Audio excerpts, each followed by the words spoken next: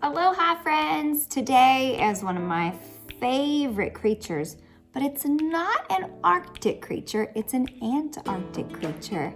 And if you guessed a penguin, you're correct. Did you know that penguins do not live at the North Pole? So there's a North Pole and a South Pole. And at the North Pole, the top of the world, the polar bears live. And at the bottom of the world, the South Pole is where the penguins live. So in real life, a penguin and a polar bear would never, ever meet. They would only meet at a zoo, but they would never meet in real life. So top of the world is for the polar bears, and the bottom of the world at the South Pole, or the Antarctic, is where the penguins live. So today we're gonna learn a little bit about penguins. And I thought you would think it was cool if I showed you some things that penguins are really good at. First of all, look at this picture. These are all penguins. Penguins live together. It's how they survive. And this is called a penguin colony. They all live together. And one of the things they do to survive the really, really cold winters at the South Pole is they huddle together. And then they rotate where they are in the huddle. Another thing is penguins have really amazing eyesight. They can see really, really clear underwater and in the land. And with their big flippers, they're excellent swimmers and they're really fast.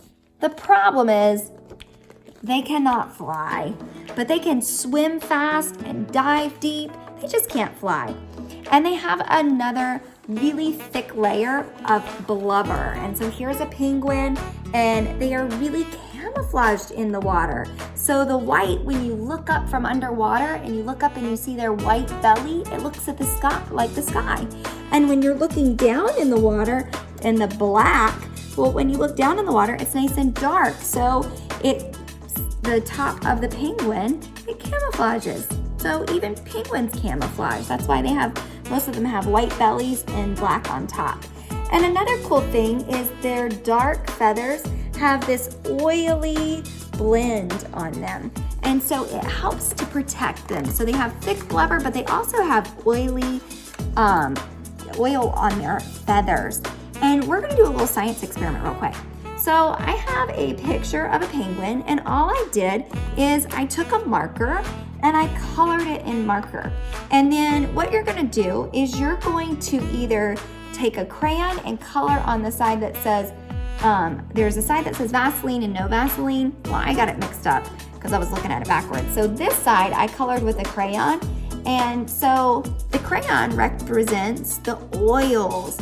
Another thing is if you have chapstick, you could put chapstick on just half of it. And so what happens is when I spray this with water, you're going to see that the side without the Vaseline or the wax from the crayon, well, if it doesn't have that on there, you're gonna see what happens. The water gets in and the penguin could get cold, but the side that has the oil, like real penguins, well, it doesn't get cold. So let's test out this theory and see. So I'm gonna get it nice and wet, and oh, look, the side without the Vaseline, look, all of it's kind of bleeding through, meaning like it would have gotten wet. But this side over here, you can see, oh, look, there's that stuff that I spread on it. It's not actually bleeding through, it stayed dry. So pretty cool about a penguin. So we're gonna do some labeling. So the first sounds and penguin parts. So let's take a look. Right here, we have a bill. Can you guys say bill? Bill. Tell me the first sound in bill. So like we've practiced, the first sound in bill is B. So right where the bill is, I'm gonna write the letter that makes the B sound, which is the letter B. Now we're not gonna do all these words, but we're gonna do some of them. Okay, now let's look. This is a flipper. Tell me the first sound in flipper. What do you think it is? What's the first sound in flipper? That's right, is the first sound in flipper. Now the letter that makes the sound is the letter F. So I'm gonna write the letter F. Okay, now the next one It's pointing to its toes.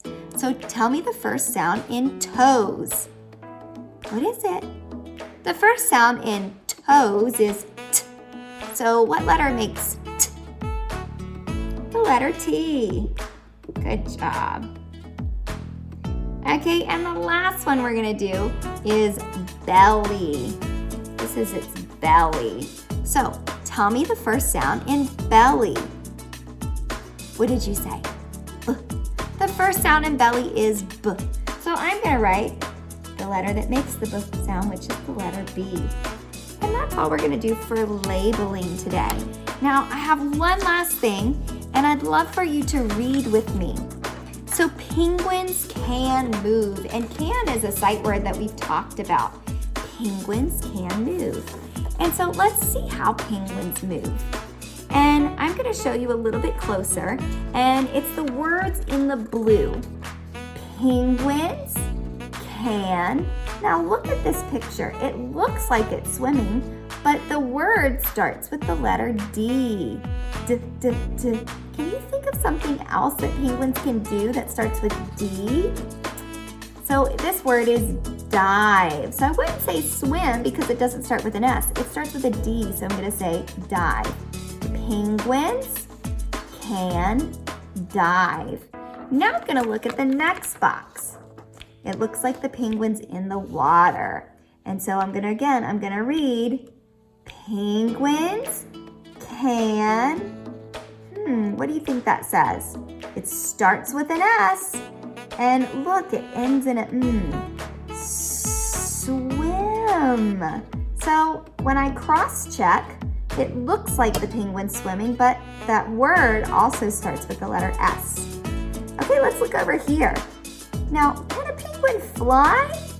No, a penguin can't fly. Let's read.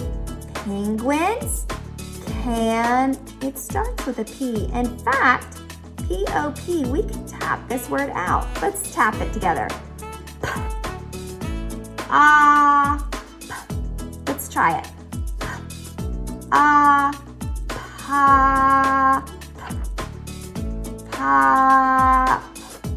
What's that word?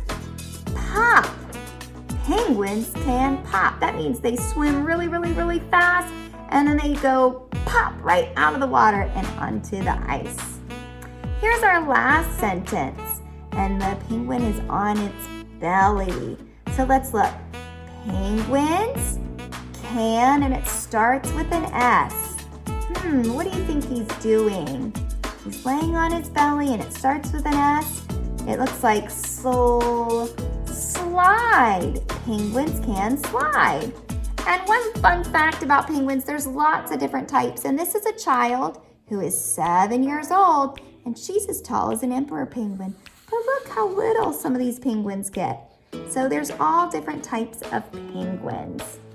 All right, my friends, I hope you had fun learning about penguins today. And remember, the penguins and the polar bears don't live together. One of them lives at the top of the world, and the penguins live at the bottom of the world. That's all for today. Bye.